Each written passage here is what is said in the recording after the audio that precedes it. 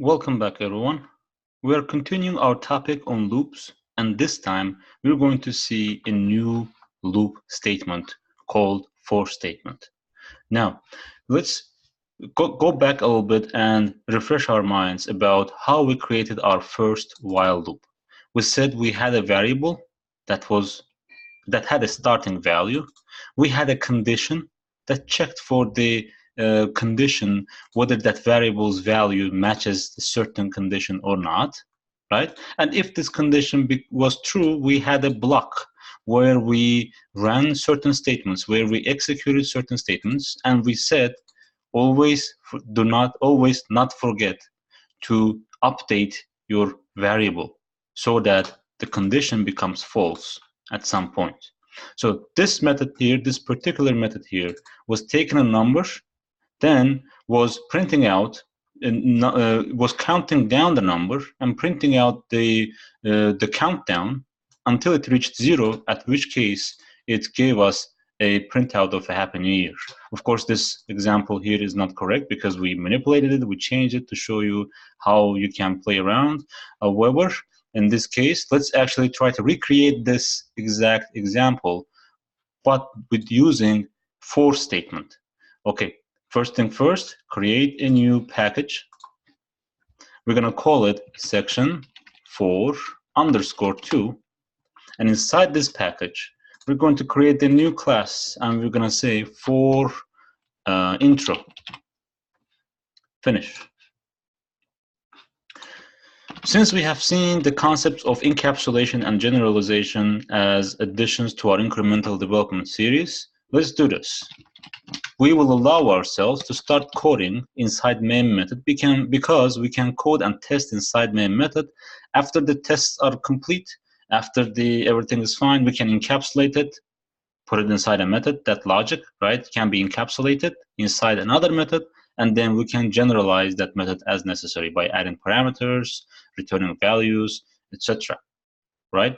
So, by the way, encapsulation and generalization can be done inside any other method as well. However, generally, it is easier to run it, to take care of it right inside, to start the point of development right inside main method.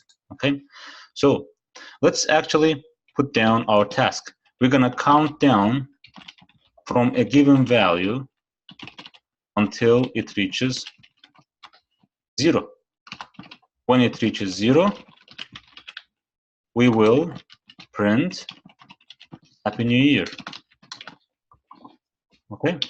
Now, this is the declaration of a for statement. For, simple, open parentheses, for a value int, like int, for example, value, that starts at, for example, 3, as long as the value is greater than 0, look, pay attention to the semicolons. I'm completing my statements there. So for a value, for an int value that's equal to 3, close the statement. As long as that value is greater than 0, decrease that value. So this is your update. And as long as it is greater than 0, when this condition is true, print out the value. When the condition is not true, obviously we said that loops do not have else conditions. They're either true or they're not true. When they're not, this block is not being executed. So when value is not greater than 0, we're going to get out of this loop, and then outside we're going to print out Happy New Year.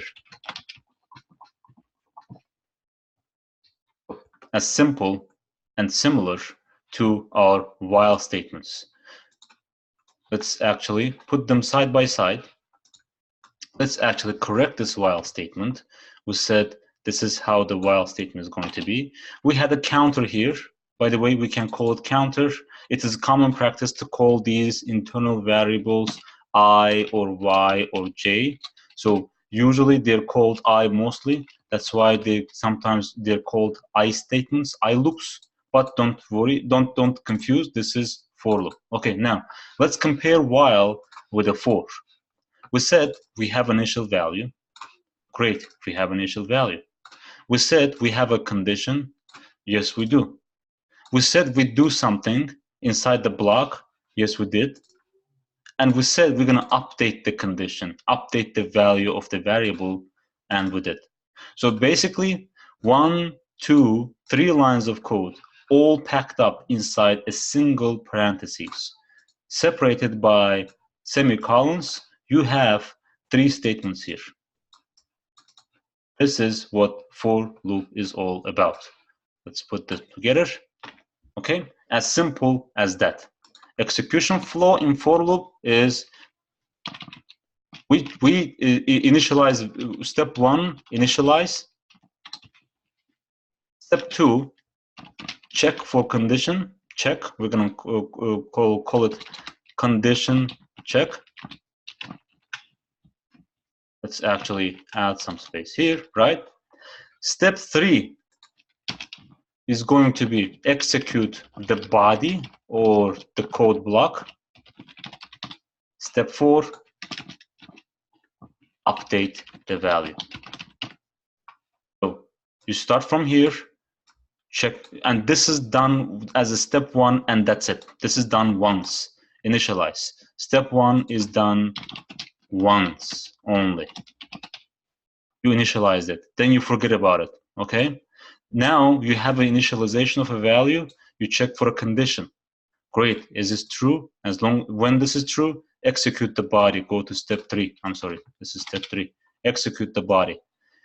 After you execute the body, come to step 4, update the value, and go to step 2, not step 1. Step 1 is run only once. Okay, so this is the flow. In the next video, we will look at initializer statement, condition statement, update statement separately. Thank you for your time. I will see you then.